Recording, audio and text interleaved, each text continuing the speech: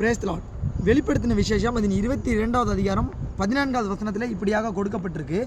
ஜீவ விருட்சத்தின் மேல் அதிகாரம் உள்ளவர்கள் ஆவதற்கும் வாசல் வழியாய் உட்பிரவேசிப்பதற்கும் அப்படின்னு கொடுக்கப்பட்டு, அதற்கப்புறமா அவருடைய கற்பனைகளின்படி செய்கிறவர்கள் பாக்கியவான்கள் அப்படின்னு சொல்லி கொடுக்கப்பட்டிருக்கோம். ஆனால் இந்த மேலே உள்ள ரெண்டுமே, அதாவது நம்ம பரலோக ராஜ்யத்துக்கு பிரவேசிக்கணும் அப்படின்னாலும் சரி, அந்த அவர் நமக்காக வைத்திருக்கிற ஜீவ விருட்சத்தின் கனி அதை நம்ம புசிக்கணும், அது நமக்காக கொடுக்கப்படணும், நமக்குன்னு வைக்கப்பட்டிருக்கிறது நமக்காக கொடுக்கப்படணும் அப்படின்னாலும் சரி, ஜீவ விருட்சத்தின் மேல் அதிகாரம் உள்ளவர்கள் ஆவதற்கும் இதில் எது பண்ணணுனாலுமே அவருடைய கற்பனைகளின்படி செய்கிறவர்கள் தான் பாக்கியவான்களாம். அப்படிலாம் நம்ம ஆகணும், அது நமக்கு நம்மளுடைய வாழ்க்கையில் நடக்கணும் அப்படின்னா அவருடைய கற்பனையின்படி நம்ம செய்யணும்.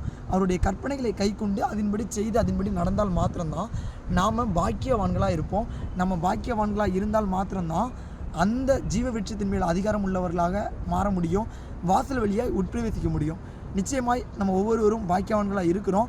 அவருடைய கற்பனைகளின்படி செய்யுங்க, பாக்கியவான்களாக இருந்து அதை பெற்றுக்கொள்ளுங்கள். கர்த்தர் தாமே ஒவ்வொருவரையும் ஆசீர்வதிக்கட்டும். ஆமென், ஆமென்.